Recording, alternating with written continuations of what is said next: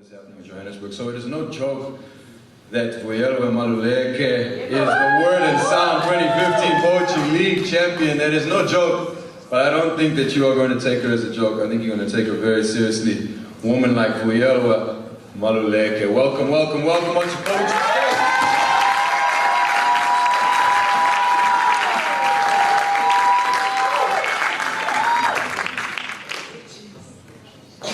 Bitches. Hello. I am so grateful to be here.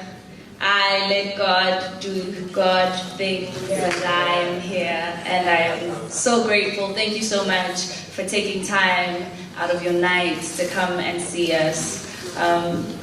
So this set is called We Are Ugly But We Are Here, and it's a Haitian saying.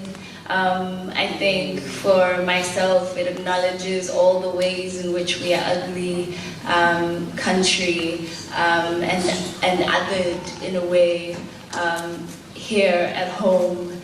And so We Are Ugly But We Are Here is really for me a saying of resilience, of always keeping it going. And so the stories I'm about to tell are definitely about that.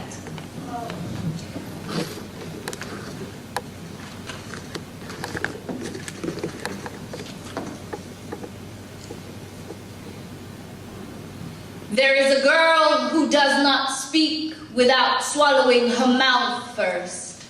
Her teeth are cropped tombstones. All the bodies in her mouth have her tongue.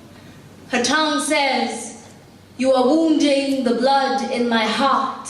And what comes out is a winded sigh that chants like a small leaf bitten off by the wind. I'm okay. I've not died. I'm okay. I've not died. I'm okay. A month after the incident, my mother is sewing in the living room. Her stitches are neater than my wrists. She doesn't look up at me. She is writing the thread carefully into the hem. I throw a burning tire around her neck when I say, "Ma." She feels guilty.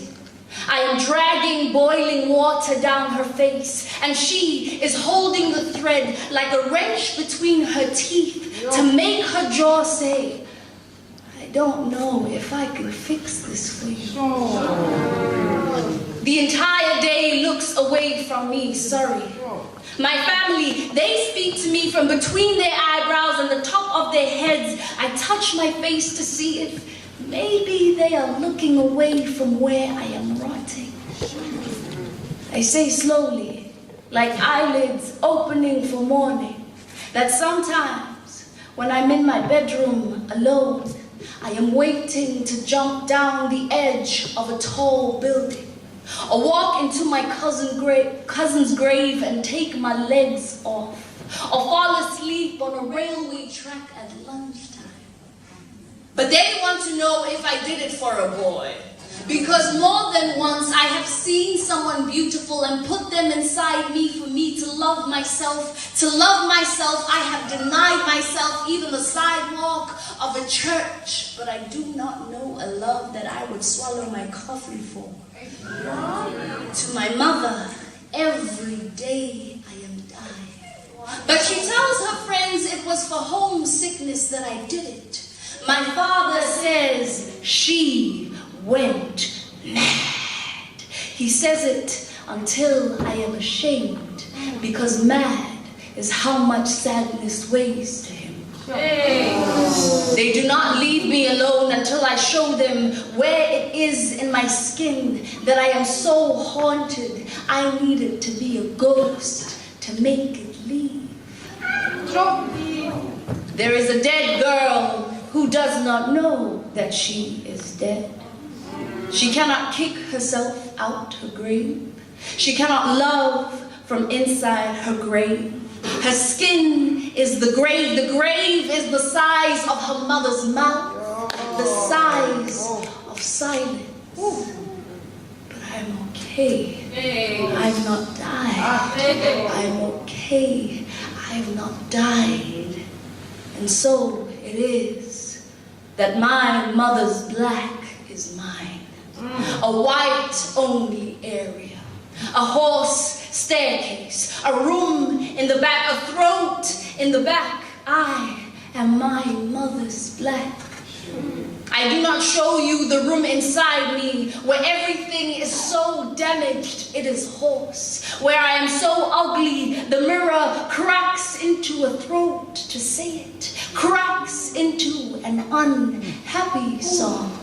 My black is too black, is a wide bone on fire, is an injured hammer, is a famous rope. My mouth is a room in the back. Every day I am waking up inside the throat of a dog. The dog is a white-only area. I have to bark to get out. I have to sit to get out. My black is hoarse. But I'm okay. I have not died. I'm okay. And so it is.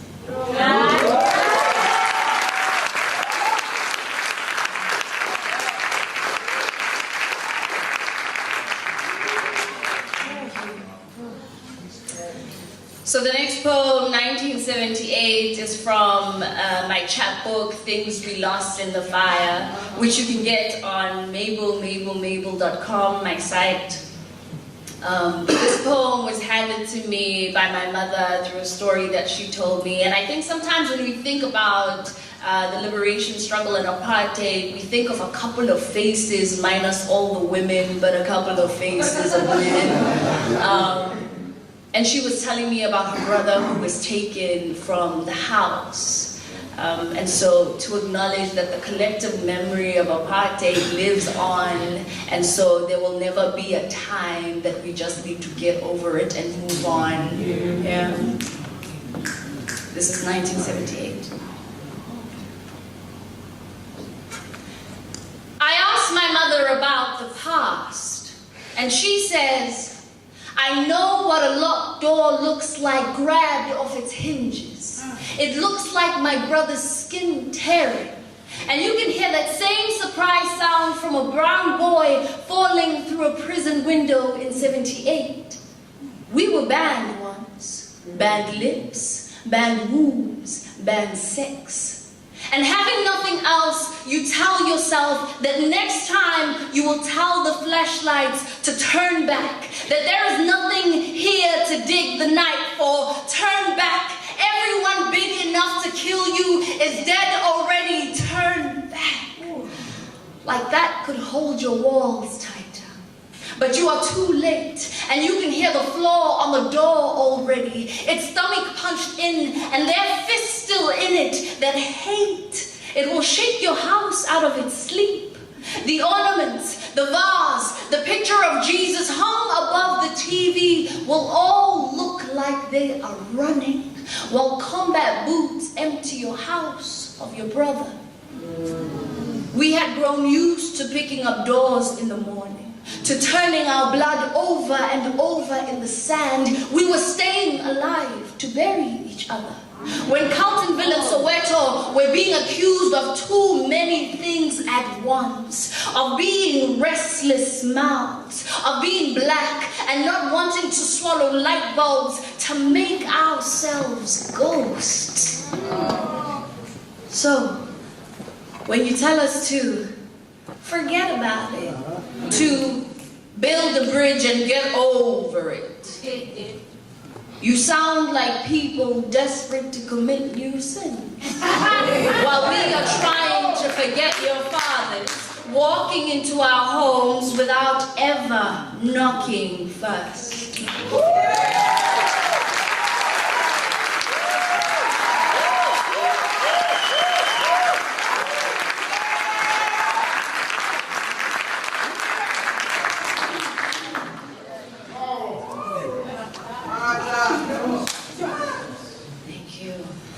This one is called The Words They Make for Us. It's also in the chapbook.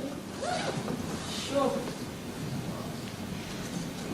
They will call you a woman from inside a whiskey glass. From inside your Aunt Mabel, who will tell you that real love is letting your men start fires they don't intend to put out. She says, don't you want to be the movie you watch behind your hands but don't walk away from before the end? Because baby, don't you want to say you lived? She knows. She is wearing long sleeves in summer. She is drinking at 10 a.m. She is the lie. They will say you are a woman when you sit at the table, say nothing, keep him full. His hands are buckets with the bottoms removed. And when his love lifts you into them, you will not realize that loving him will hurt you a long time. You will bow your tongue into your throat to make room for his words. And on the day this love tells you he wants a woman with fewer nails in her palms, that your fingers are hard to reach and you injure him, you will say, I'm sorry. Listen, when you make yourself the boat and the shore, when you make yourself what they will not because they cannot find the nails and the cross for you, but because while you were breaking your face to swallow their dead things, they never saw you necessary to kneel in salt for, to scatter bones and be the earth wherever you make home. And when you call to say this isn't fair, he will not answer. He will say you are a woman when you do not smack his hands when he reaches for you in the dark. He will only reach for you in the dark. He will only say a name when the sun is behind the moon.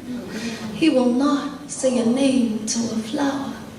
But if you leave first, you'll stop the storms in your throat, and your voice will grow back.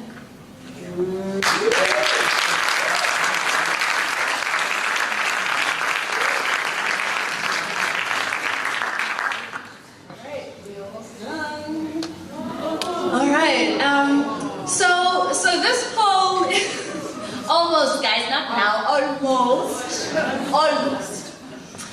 So this poem is called Your Sister's Going to Europe, and it was written through an observation. I was watching my niece talk to her grandmother about how she was going to Europe, and she was talking really fast, and her grandmother, who is my aunt, knows English, but the way that Dumi was talking, she was just looking at her like, you are saying things.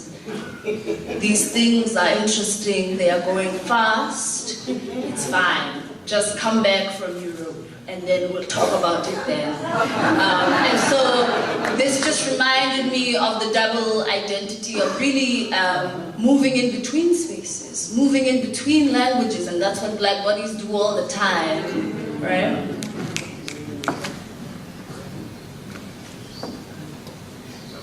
Your sister is going to Europe.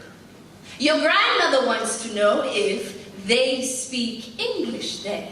She means, will they hear you ask for help?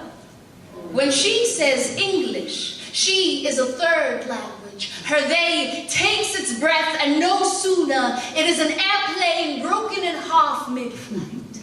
Who will guide it now? A day reports in its place. Do they speak English there? You hurt her when you mutter back. You pour Europe into her ears. But she is proud that it is you causing her pain. Her face says, come see my daughter speak. Come see how she makes me deaf. Come and see how black girls can disappear. We will need a translator to say goodbye, but she is going to Europe. It must be a grand place because I don't know anyone there.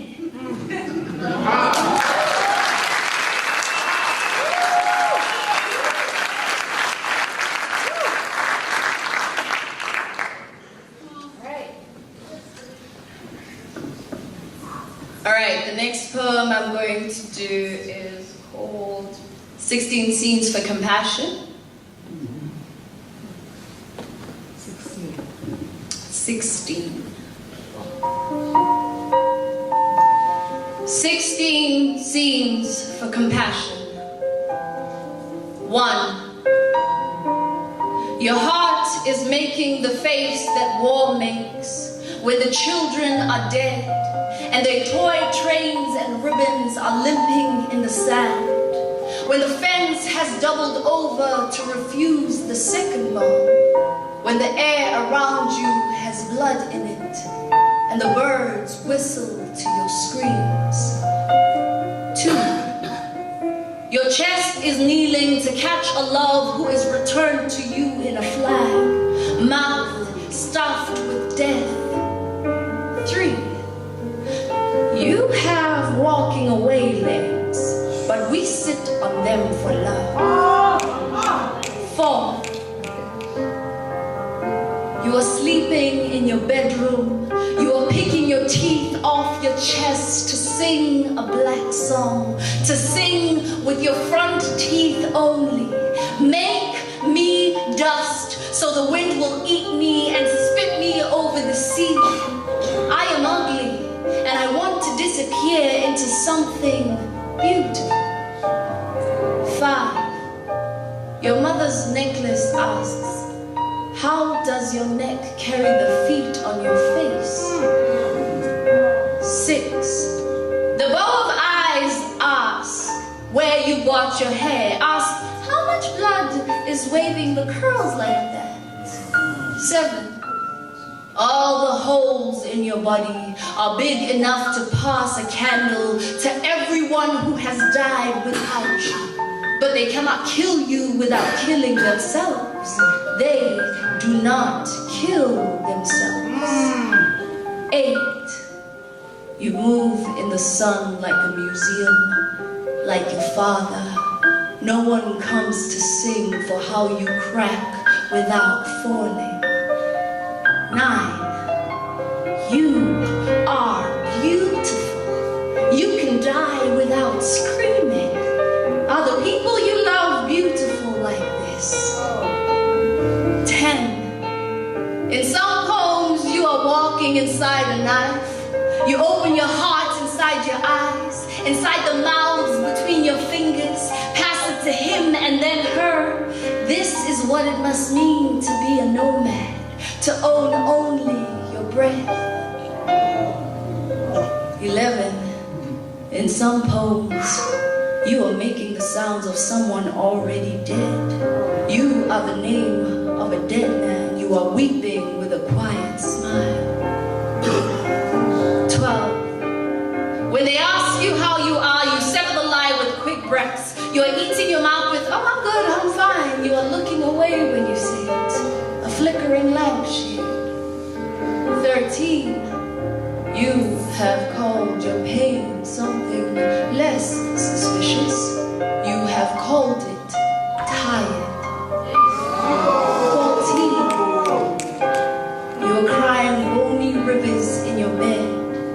15. The moon is watching you eat your scars. Eat the tire swing inside your chest. Eat the girl around your stomach and thighs. Eat the love who wants another love whose neck you cannot sell for yours. 16. The bathroom wants to sway you. The door wants to kiss you on the forehead. The taps open their hands to wash off yesterday and today. Everything wants to sing to you. Happiness is concerned. It wants to wash you for a new dress or pants, wants to lay your body on the grass over the sun, wants to hear you sing, wants you to make the sounds that blood makes on chains, spat off the arm of a whip. It can still sing. It is saying, you cannot kill me. I am alive on everything. This world, it wants you alive on everything. All right.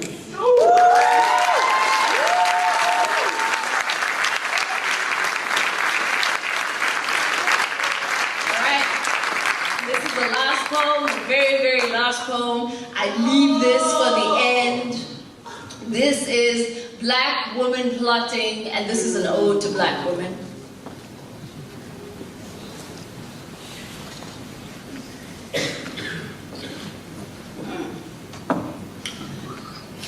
The world seemed to think that Black woman looks more beautiful screaming. You ever hear a rose scream? It sounds like a closed fist eating thorns. I guess it makes looking away hard. But I'm mad that mouths do not die like fists, because in your mouths, Black woman is a door. And the door can never say, hey, today I am tired of being touched or looked at. No one gives the door a name. The door can scream and still be dead, but Black woman is not a dead woman. Black woman is not a potion. She is not for your dishes or your body. You ever tried a bottle flash till it's so vexed it smells like you're sleeping next to an open grave? That's a Black woman. Black woman is not arranging her long and hard, her crossword face for you to take photographs of and pin up as Africa, a 6-letter word for poor. Black woman is not starving, honey. She is eating whatever she wants. She is eating the couch and the tables and the walls. She is loud and taking up as much room as she wants, because Black woman is not a broom no more or a closet. And Black woman next to a white woman is not a purse, honey. Black woman can eat you without moving her mouth. Keep that secret till she bursts. Black woman got into your mother the same way that you become hers. The first time her throat blew with crying. The first time she picked up something she wanted and couldn't have. All the times she walks into a room and it feels like everyone wants to make her the log for their fire. So yes, Black woman will fight, and Black woman will cuss, will close her fist and let her knuckles spit in your face, because Black woman is not a bridge no more. She is not broken for you to fix. I mean, look at her. She is sitting for a moment to count her feet and laugh. And every time that sound eats her throat, Black woman is plotting about how to love herself.